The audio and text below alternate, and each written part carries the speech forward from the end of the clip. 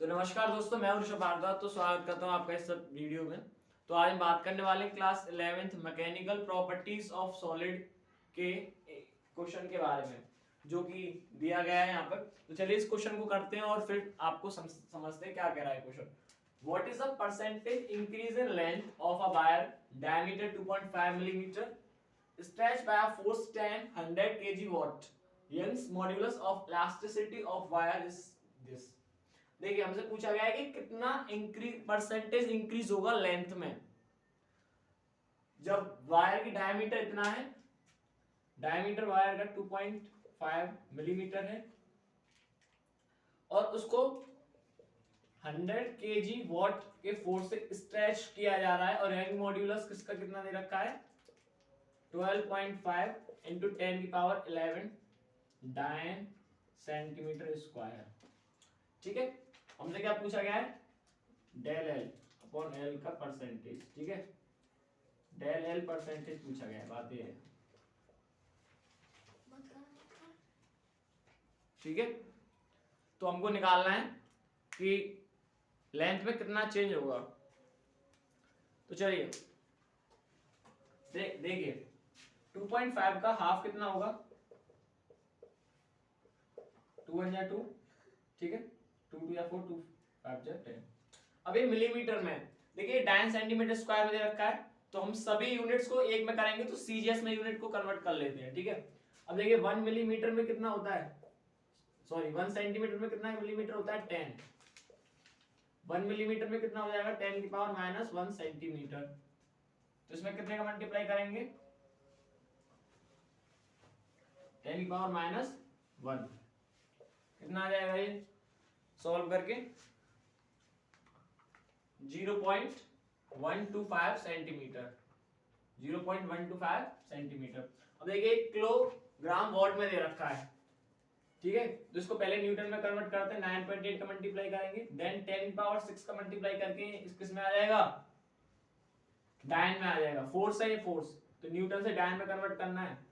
तो 100 इंटू 98 कितना होगा, देखिए ये तो 10 98 और 10 की पावर 6 और 2 10 की पावर 8 डायन। अब देखिए सभी जो ये चीजें दी हुई हैं ये किसमें हो गई एक यूनिट में हो गई। सबसे पहले तो सीजीएस में, या तो एमकेएस में कर लो सीजीएस में कर लीजिए। अब देखिए जो यंग मॉड्यूलस का फॉर्मूला होता है वो होता है stress upon strain. Stress upon strain, stress is equal to force upon area and strain is equal to del L upon L. Force upon area is equal to upon del L upon L, तो ये formula होता है। चलिए इसको simplest form में कर लेते हैं, force into length upon area into del L, ये फॉर्मूला हो गया। अब हमको निकालना है चेंज इन लेंथ, तो हमको ये वैल्यू निकालनी है।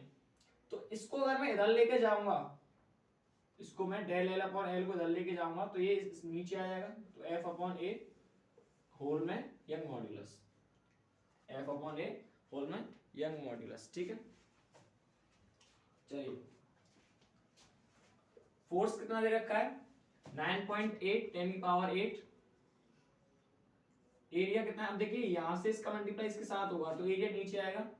देखिए एरिया हमको नहीं दे रखा, एरिया का फॉर्मूला क्या होता है पाई आर स्क्वायर। भाई ये वायर ही तो है, ये वायर ही तो है, तो इसका जो क्रॉस सेक्शन एरिया होगा वो तो सर्कल होगा, पाई आर स्क्वायर लगेगा फॉर्मूला। तो यहाँ पे क्या लगाएंगे पाई आर स्क्वायर। पाई आर की वैल्यू कितनी है रेडियस 0.125 का होल स्क्वायर इनटू में यहाँ पे पाई की वैल्यू 3.14 लेंगे। ठीक है, और यंग मॉड्यूलस कितना दे रखा है 12.5 इंटू 10 की पावर 11। इसको सिंपल सॉल्व करेंगे तो del L upon L, del L upon L into में 100 इंटू में 100, इसमें इंटू में 100 कर लेंगे तो लगभग 0.16% आएगा ये सॉल्व करके। ये तो 0.16% जो वायर की जो लेंथ है वो इंक्रीज होगी, मतलब इतने परसेंट वायर की लेंथ इंक्रीज होगी जब हम उसमें 100 केजी वॉट का मींस या हम कह सकते हैं 9.8 इंटू 10 टू द पावर 8 डायन का क्या फोर्स लगाते हैं, और डायमीटर 2.5 मिलीमीटर है और यंग मॉड्यूलस उसका इलास्टिसिटी का कितना है 12.5 into 10 to the power 11 डायन सेंटीमीटर स्क्वायर। तो तब जाके 0.63% उसके बाहर की परसेंटेज जो इंक्रीज होगी लेंथ की वो है। तो मिलते हैं आपसे नेक्स्ट वीडियो में, तब तक के लिए वीडियो को लाइक कर दीजिएगा।